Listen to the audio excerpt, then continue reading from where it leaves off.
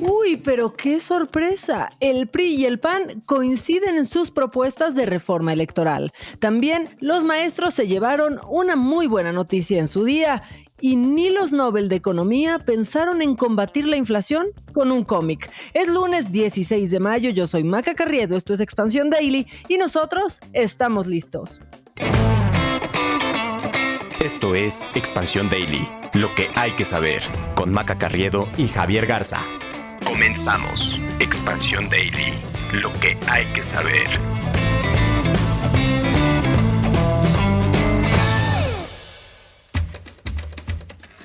Javier Garza, un buen fin de semana y ahí vamos arrancando de nuevo. Ahí vamos, estamos a la mitad de mayo, mucha información que ha pasado este fin de semana, también lo que nos espera para esta semana, Maca, pero espero que hayas tenido un buen día del maestro. Pues fue buen día, te iba a decir, nadie me felicitó, pues sí, porque no soy maestra. ¿Tú has dado clases? Yo he dado clases, ahorita digamos que estoy un poquito de sabático. Pues felicidades, maestro. Y vámonos con la información. Y es que el PAN y el PRI presentaron sus propuestas de reforma electoral y entre los planes hay coincidencias. Ambos buscan eliminar la sobrerepresentación legislativa, realizar una segunda vuelta electoral y promover el voto electrónico. Oye, esto sí, hablando de maestros, se copiaron. Estos dos se copiaron, Javi. Creo que no era ninguna sorpresa que PRI y PAN fueran a tener algunas coincidencias en una propuesta de reforma electoral. Creo que aquí lo más destacable, Maca, es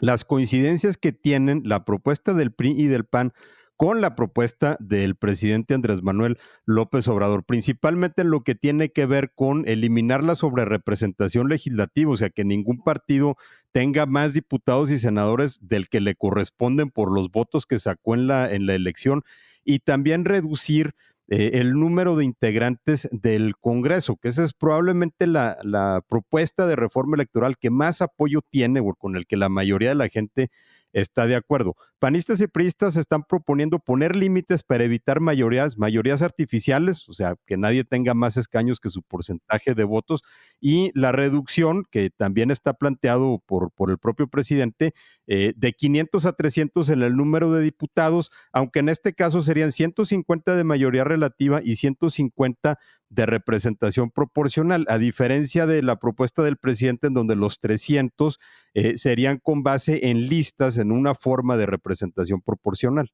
Ahora, en otra cosa en la que coincidieron los del PRI y los del PAN es en impulsar la segunda vuelta para que pues los gobiernos cuenten con mayor legitimidad. Eso es lo que dijeron.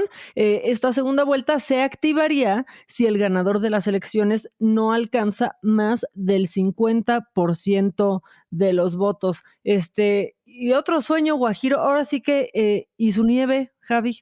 Así, eso ha de pensar el presidente, ¿eh? Yo creo que sí, porque a final de cuentas la segunda vuelta no le conviene a Morena, pero aquí están sacando una forma de hacerla bastante interesante, sobre todo porque cumple, digamos, con el discurso de austeridad.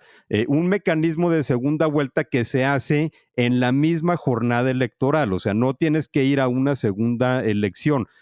Sino que es una segunda vuelta simultánea en la que se votan todas las hipótesis posibles. Es un sistema que se usa, por ejemplo, en varias partes de Estados Unidos, se llama opción ranqueada, y se ponen las preferencias en la boleta, de manera que en el caso de que ningún candidato que sea la primera preferencia del votante llegue a la mitad de los votos, compiten los dos nombres más mencionados en los lugares más altos y pues el que tenga más gana, pero todo se define el mismo día de la elección. Es un argumento para reducir costos. Difícilmente se podrían oponer con el discurso de la austeridad. También se propone aumentar el uso de urnas electrónicas y también más controles a los financiamientos, sobre todo para evitar la participación del crimen organizado. Y bueno, rápidamente, dos voces en el PRI y en el PAN. Por un lado, Rubén Moreira, que es coordinador de la bancada del PRI en la Cámara de Diputados, dice que esta iniciativa que presentó el presidente pues frena el proceso democrático del país. Y por su parte, Jorge Romero, que es coordinador de los diputados del PAN, dice que los planteamientos de su partido pues no son espejos de la propuesta presidencial, pero aspira a que se complementen con los otros partidos políticos, pues estas dos sí se están complementando demasiado, por no decir que son una calca. Ellos sí, no son espejo de la reforma presidencial, sobre todo porque ellos no están planteando el punto más polémico de la propuesta de López Obrador, que es pues básicamente destripar al INE. No, pero la propuesta, por ejemplo, en una encuesta reciente del Financiero, la propuesta de reducir a los integrantes del Congreso, más de 80% apoya esta propuesta, que piensa que tenemos diputados y senadores de más de 70% que apoya eliminar el financiamiento ordinario de los partidos. O sea, sí hay coincidencias, ¿no? Y creo que se pueden trabajar en eso. Cambiamos de tema, Maca, nos vamos al tema de salud, pero no al de COVID, sino a otro que es, digamos, el nuevo susto que nos están metiendo. Los casos de hepatitis aguda infantil ya se detectaron en Nuevo León 4 casos. Esto también sucede mientras México espera las dosis pediátricas para vacunar a los menores de 12 años contra COVID-19, pero ahora tenemos estos 4 casos de hepatitis aguda infantil que también ya se han detectado en otras partes del mundo. Está llamando la atención. Y salió el subsecretario de Salud, Hugo López-Gatell, a pedirle calma a la población porque dijo no hay evidencia de que sea una enfermedad de rápida propagación. Y yo nada más te preguntaría, Maca, ¿de qué te acuerdas cuando López-Gatell te dice que no te preocupes por una enfermedad que no tiene evidencia de rápida propagación? Pues yo me acuerdo de que sí me debo de preocupar, ¿no? Pero bueno, no hay que revivir situaciones, ¿no? No hay que pensar que nos va a pasar con todo lo mismo. Lo que dice este doctor, López-Gatell, pues que descarta que los casos detectados en México estén relacionados con viajes al extranjero. Yo me acuerdo de esa gran declaración en donde dijo que la gente enferma no viajaba y por ende pues no te contagiabas viajando, y pues ni modo que nos haya llegado por carta, ¿verdad? El COVID aquí a México. En el reporte del 10 de mayo, la OMS confirmó 348 casos de hepatitis aguda infantil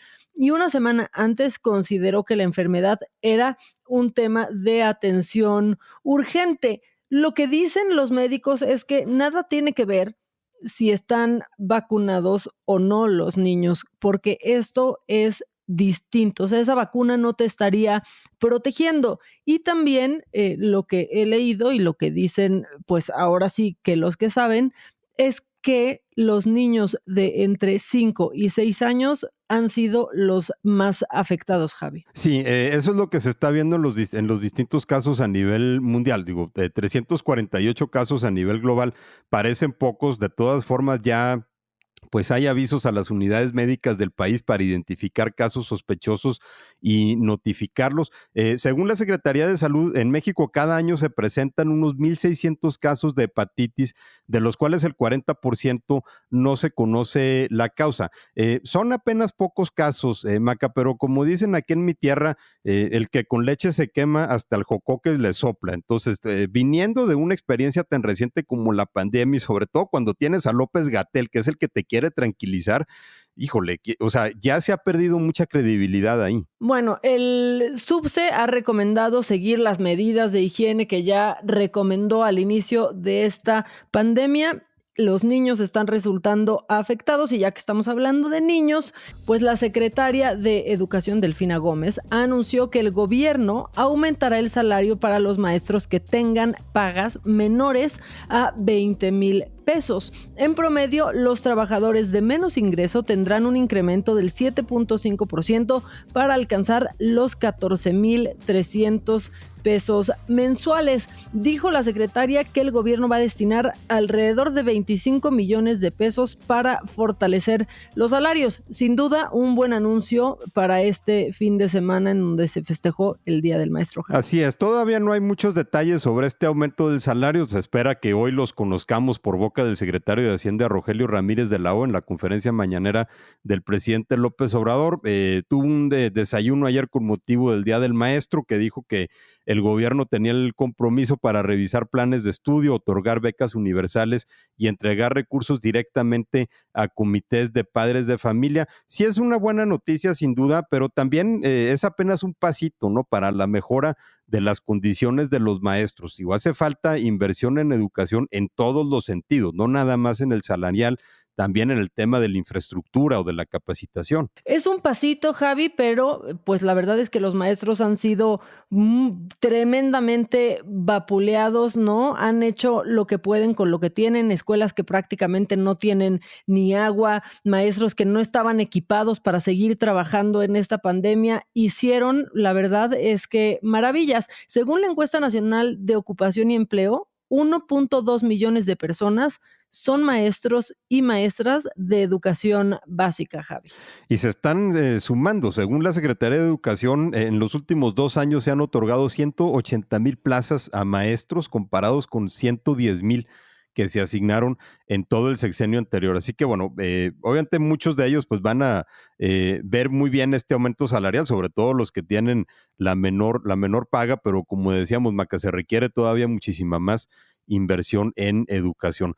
Vámonos a Estados Unidos, Maca, en donde ocurrió este fin de semana, pues otro de los tiroteos al que ya están tan acostumbrados allá, que también tiene repercusiones en México, ¿no? Sobre todo por el tema de las armas y del, pues, el libre flujo, libre comercio, libre portación de armas que hay en aquel país y que tiene cada cierto tiempo tragedias como esta que ocurrió en una tienda en la ciudad de Buffalo, en el estado de Nueva York, en donde un hombre de 18 años mató a tiros a 10 personas e hirió a otras 3 antes de entregarse a la policía en un tiroteo que está siendo investigado por las autoridades como un crimen de odio y un acto de violencia por extremismo racial, porque 11 de las 13 personas alcanzadas por las balas eran afroamericanas. Ya las autoridades explicaron que este sospechoso parecía haber actuado solo y que llegó a Buffalo desde otro condado del estado de Nueva York. La gobernadora del estado dijo que el arma utilizada en el tiroteo fue comprada de manera legal.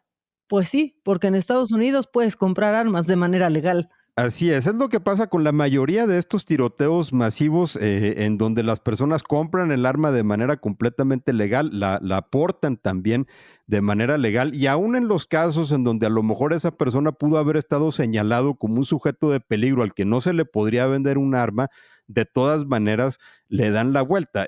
A esta persona, el sospechoso identificado como Peyton Gendron, que ya está detenido, se le investigaba por un manifiesto que había publicado supuestamente antes del ataque. El año pasado, en una clase de su preparatoria, dijo que quería hacer un tiroteo. Fue reportado por sus compañeros y maestros, se le hizo una evaluación psicológica, pero no se le dio seguimiento y aún así pues pudo conseguir un arma. Y pues ya sabemos que México también tiene pues algo de interés en este tipo de temas, porque muchas de las armas que llegan aquí, que alimentan la violencia criminal, son legalmente compradas en Estados Unidos y pues actualmente el gobierno tiene una demanda contra 8 fabricantes de armas por estar involucrados de forma indirecta con la delincuencia. Pues sí, es buen momento para recordar ese, ¿no? Porque creo que la verdad ha sido uno de los grandes logros, ¿no? Presentar esta demanda que primero, Javier, yo me acuerdo cuando platicamos de esto, decíamos, ¿cómo la están presentando? ¿Quién la está armando? ¿Por qué? ¿Te acuerdas? Sí, pero también parece como una especie de tiro a ver qué sacas, ¿no? Porque los intereses en torno a la industria de las armas en Estados Unidos son tan poderosos que ya no se conmueven con nada. Maca, no se conmovieron con que hayan matado a 20 niños en la escuela de Sandy Hook, ni a 60 personas en un concierto en Las Vegas, ni a una docena en una sinagoga en Pittsburgh. Tampoco se van a conmover con 11 afroamericanos en Buffalo y mucho menos con las miles de víctimas que hay en México. No, pareciera que con eso se conmueven aún menos. Javier, yo te quiero decir algo. Todo mundo tratando de entender la inflación para que nos quede claro con un cómic. Parece falso, pero es real. Y es que para promover el autoconsumo y frenar la inflación, el gobierno lanzó un cómic llamado A Rescatar el Campo Mexicano. Esta historieta realizada por Rafael Barajas, el Fisgón, este monero, bueno, pues pide reactivar el campo para evitar una hambruna en el país. Hay que decirlo, Rafael Barajas, el Fisgón, un adorador ferviente de la 4T. Sí, cosa que es notable, ¿no? Sobre todo porque el Fisgón, pues es un gran cartonista. Lástima que ahora dedica sus talentos a las apologías de la Cuarta Transformación, que al humor fino y a la crítica aguda que desplegaba cuando se iba contra gobiernos anteriores en cartones que eran buenísimos, que eran verdaderas delicias. Por supuesto, este cómic empieza responsabilizando a los gobiernos neoliberales, o sea, los de 1982 a 2018, de quitarle los subsidios a los campesinos y dejar, dicen, en ruinas a las instituciones que apoyan al agro. También hay que decir, Maca, que el uso del cómic ha sido muy extendido en varios gobiernos mexicanos. Yo me acuerdo que en los 80 se hacían para explicar las crisis económicas de aquel entonces. Pues sí, a ver, de acuerdo con esta historieta, Miguel de la Madrid, Carlos Salinas, Ernesto Zedillo, Vicente Fox, Felipe Calderón y Enrique Peña Nieto impulsaron la idea de importar maíz al país en lugar de producirlo, y eso fue lo que agravó, con el Tratado de Libre Comercio en 1994. Se comenzó ya a distribuir desde el viernes en Nuevo León para movilizar a campesinos, agrónomos, extensionistas y productores a favor del programa que lanzó el gobierno para combatir pues el incremento de precios, este control que no es control. Y yo la verdad es que me quedo con el recuerdo de aquel Fisgón que era tan bueno, pero tan bueno cuando no amaba al partido en el poder, Javi. Sí, definitivamente, a ese se extraña. Yo creo que aquí hay dos temas con los que más bien yo tendría ciertos cuestionamientos. Promover el autoconsumo no necesariamente te va a frenar la inflación, no porque los alimentos se produzcan aquí van a ser más baratos, de hecho, a veces salen más caros por los distintos costos. Y eso de quitar los subsidios, pues creo que también lo tendrían que revisar, ¿no? Porque el actual gobierno no ha explicado, por ejemplo, dónde quedaron los subsidios que antes se lo daban al diésel, a productores o a pescadores, o los programas para evitar la erosión de suelos o para mejorar el riego que han desaparecido completamente. Entonces, ese cuento también se lo pueden llevar a otro lado. Pero bien que en esta presentación ya le prometieron a los transportistas y demás que ya van a hacer todo para que les roben menos en la carretera. Javi, estamos empezando muy intensos este lunes y ya nos tenemos que ir. Antes les recuerdo que si usan Google Home, nos agreguen y escuchen el Daily de manera mucho más sencilla. Y si quieren estar en contacto con Javier también de manera mucho más sencilla, lo encuentran en Twitter y en Instagram, ¿no, Javi? Ahí estamos, Maca, en @JagarzaRamos. ¿A ti dónde te leemos? En @maca_online, quejas, sugerencias, stickers, memes, lo que quieran, ahí nos leemos. Que tengan un gran día, un gran inicio de semana. Los esperamos mañana. Esto fue Expansión Daily, lo que hay que saber. Un podcast de Grupo Expansión.